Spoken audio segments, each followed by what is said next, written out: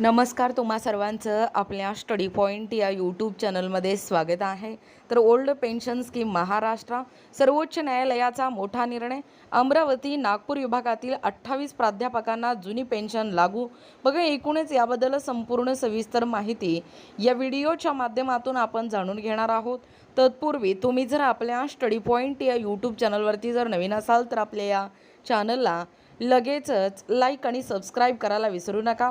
चला तर मग वेळ वाया न घालवता ही ओल्ड पेन्शन स्कीम महाराष्ट्र म्हणजे सर्वोच्च न्यायालयाचा हा मोठा निर्णय काय आहे, तब्बल महाराष्ट्रातील 28 प्राध्यापकांना कशा पद्धतीने जुनी पेन्शन योजना लागू करण्यात आलेला आहे ते या ठिकाणी आपण जाणून घेऊया। बघा, या ठिकाणी तुम्ही टायटल पाहू शकता। टायटल काय आहे बघा, ओल्ड पेन्शन स्कीम महाराष्ट्र सर्वोच्च न्यायालयाचा मोठा निर्णय। अमरावती नागपूर विभागातील 28 प्राध्यापकांना जुनी पेन्शन लागू। पहा संपूर्ण सविस्तर अपडेट काय सांगतोय। अमरावती सर्वोच्च न्यायालयाने राज्य सरकारचे अनुमती याचिका फेटाळली आहे। अमरावती नागपूर विभागातील 28 प्राध्यापकांना त्यामुळे जुनी पेन्शन योजना लागू होण्याचा मार्ग मोकळा झालेला आहे। बघा, आताची सर्वात मोठी आणि महत्त्वपूर्ण अपडेट आहे। जास्तीत जास्त हा व्हिडिओ त्यांच्यापर्यंत पोहोचवा जे जुनी पेन्शन योजना लागू करण्याच्या संदर्भात या ठिकाणी अपडेट मागत होते। खरं तर ज्या प्राध्यापकांची नियुक्ती प्रक्रिया दिनांक 1 नोव्हेंबर 2005 पूर्वी सुरू झाली होती, परंतु त्यांची नियुक्ती 1 नोव्हेंबर 2005 नंतर झाली, अशा अमरावती व नागपूर विभागातील 28 प्राध्यापकांनी उच्च न्यायालय नागपूर खंडपीठामध्ये जुनी पेन्शन योजना लागू करण्याच्या संदर्भात दिनांक 15 जानेवारी 2024ला याचिका दाखल केली होती। शिक्षकांचे मार्गदर्शक प्राध्यापक BT देशमुख यांच्या मार्गदर्शनाखाली नुटा संघटनेचे व महाराष्ट्र प्राध्यापक संघाचे अध्यक्ष डॉक्टर प्रवीण रघुवंशी यांच्या नेतृत्वाखाली संघटनेने सदर याचिका दाखल करून न्यायालयीन लढा उभा केला आहे।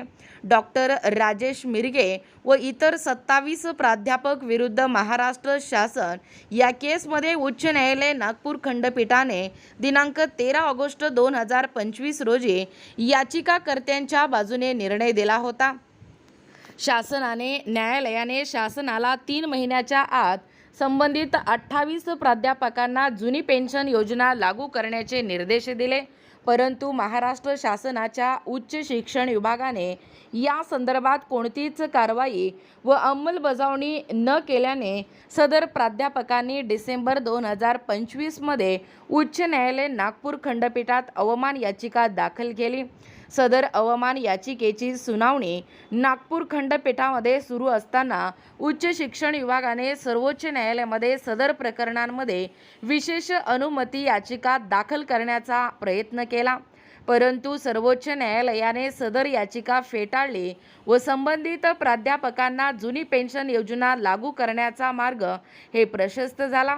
सर्वोच्च न्यायालयाचा आदेश आल्यानंतर उच्च शिक्षण विभागाने डॉक्टर राजेश मिरगे व इतर 27 प्राध्यापकांना जुनी पेन्शन योजना लागू करण्याची प्रक्रिया ही तातडीने सुरू केली। दिनांक 23 जुलै 2026ला सर्व प्राध्यापकांना GPF क्रमांक देण्यात आले।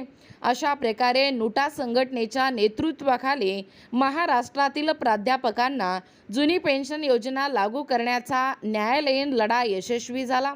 सदर न्यायालयीन प्रकरणांमध्ये याचिकाकर्त्यांतर्फे नागपूर येथील ज्येष्ठ विधिज्ञ एड फिरदोस मिर्झा यांच्या मार्गदर्शनात एड अशफाक शेख यांनी न्यायालयीन कामकाज पाहिले। बघा, एकूणच अशा पद्धतीने या ठिकाणी ही जी पेन्शन संदर्भात अपडेट आहे, म्हणजे जुन्या पेन्शनसाठी या ठिकाणी निदर्शने। सर्वोच्च न्यायालयाचा हा मोठा निर्णय आहे। अमरावती आणि नागपूर विभागातील जवळजवळ 28 प्राध्यापकांना जुनी पेन्शन योजना लागू करण्यात आलेला आहे।